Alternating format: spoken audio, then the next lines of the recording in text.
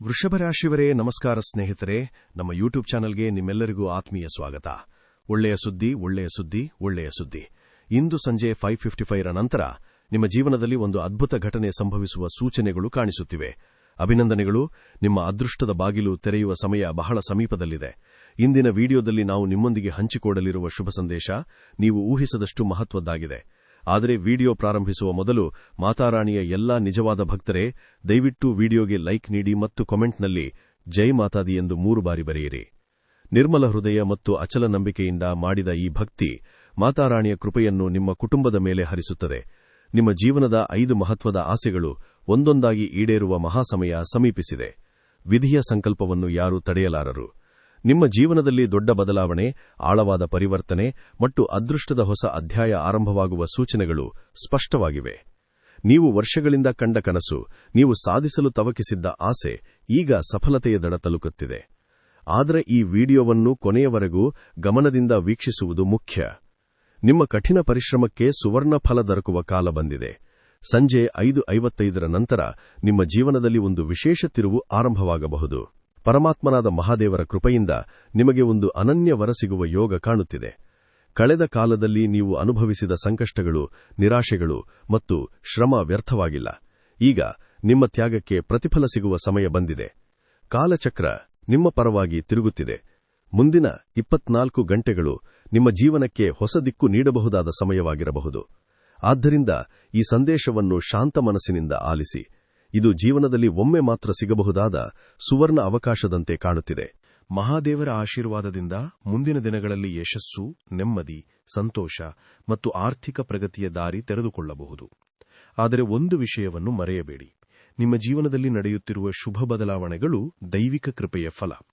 ಕಳೆದ 12 ವರ್ಷಗಳಿಂದ ನಿಮ್ಮ ಕುಲದೇವತೆಗಳು ಮತ್ತು ಪಿತೃಗಳ ಆಶೀರ್ವಾದ ನಿಮ್ಮ ಮೇಲೆ ನೆರಳಿನಂತೆ ಇದೆ. ಅನೇಕ ಸಂಕಟಗಳ ಮಧ್ಯೆಯೂ ನೀವು ಉಳಿದು ನಿಂತಿದ್ದರೆ ಅದಕ್ಕೆ ಅವರ ಕೃಪೆಯೂ ಕಾರಣ.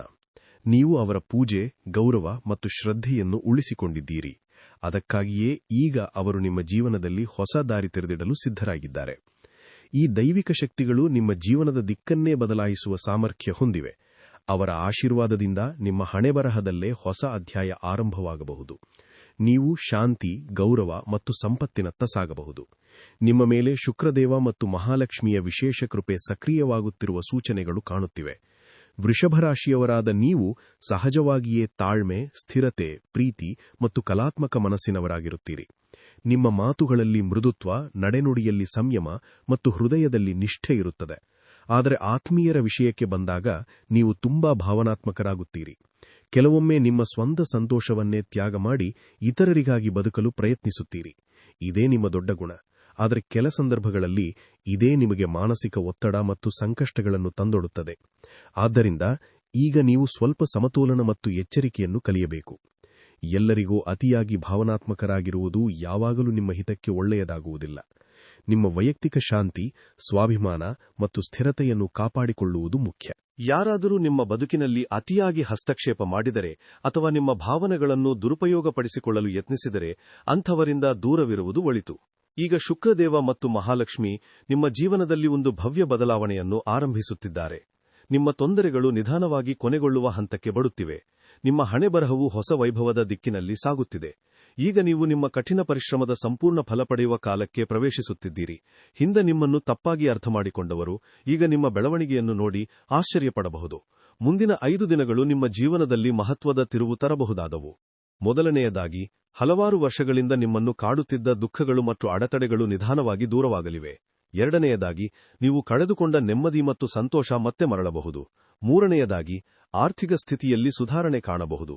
ನಾಲ್ಕನೆಯದಾಗಿ, ನಿಮ್ಮ ಕೆಲಸಗಳು ಮತ್ತು ಯೋಜನೆಗಳು ಚುರುಕುಗೊಳ್ಳಬಹುದು.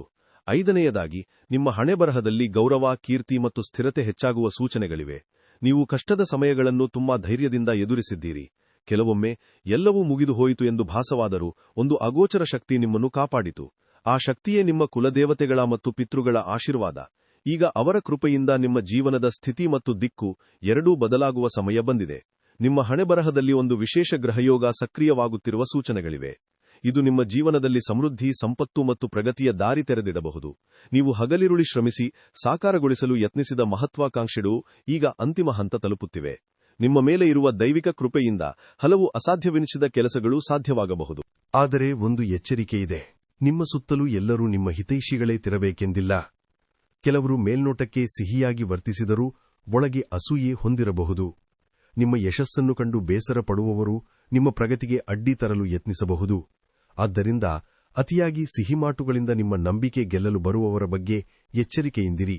ನಿಮ್ಮ ಯೋಜನೆಗಳು, ದುರ್ಬಲತೆಗಳು ಮತ್ತು ವೈಯಕ್ತಿಕ ವಿಚಾರಗಳನ್ನು ಎಲ್ಲರೊಂದಿಗೂ ಹಂಚಿಕೊಳ್ಳಬೇಡಿ. ಮುಂದಿನ ಕೆಲವು ದಿನಗಳಲ್ಲಿ ಒಬ್ಬ ಅಪರಿಚಿತ ವ್ಯಕ್ತಿ ಅಥವಾ ಮಹಿಳೆಯ ಮೂಲಕ ಗೊಂದಲದ ಪರಿಸ್ಥಿತಿ ಉಂಟಾಗುವ ಸಾಧ್ಯತೆಯೂ ಇದೆ. ಆದ್ದರಿಂದ ಹೊಸ ಪರಿಚಯಗಳು, ಹಣಕಾಸಿನ ವ್ಯವಹಾರಗಳು ಮತ್ತು ವೈಯಕ್ತಿಕ ನಿರ್ಧಾರಗಳಲ್ಲಿ ತುರ್ತು ಮಾಡಬೇಡಿ. ನಿಮ್ಮ ಅಂತರಂಗದ ಧ್ವನಿಯನ್ನು ನಿರ್ಲಕ್ಷಿಸಬೇಡಿ. ಕೆಲವೊಮ್ಮೆ ಅದು ಕೇವಲ ಭಾವನೆಯಲ್ಲ, ದೈವಿಕ ಎಚ್ಚರಿಕೆಯಾಗಿರಬಹುದು. ನಿಮ್ಮ ಸುತ್ತಲೂ ಈಗ ಆಧ್ಯಾತ್ಮಿಕ ರಕ್ಷಣಾ ವಲಯವು ಸಕ್ರಿಯವಾಗಿದೆ. ಕೆಲವೊಮ್ಮೆ ಸಮಸ್ಯೆ ನಿಮ್ಮನ್ನು ತಟ್ಟುವ ಮುನ್ನವೇ ನೀವು ಅದರಿಂದ ಪಾರಾಗುತ್ತೀರಿ. ಕೆಲವೊಮ್ಮೆ ಕೊನೆಯ ಕ್ಷಣದಲ್ಲಿ ಏನೋ ಅದ್ಭುತವಾಗಿ ಸಂಭವಿಸಿ ನಿಮ್ಮ ಕಷ್ಟ ದೂರವಾಗುತ್ತದೆ.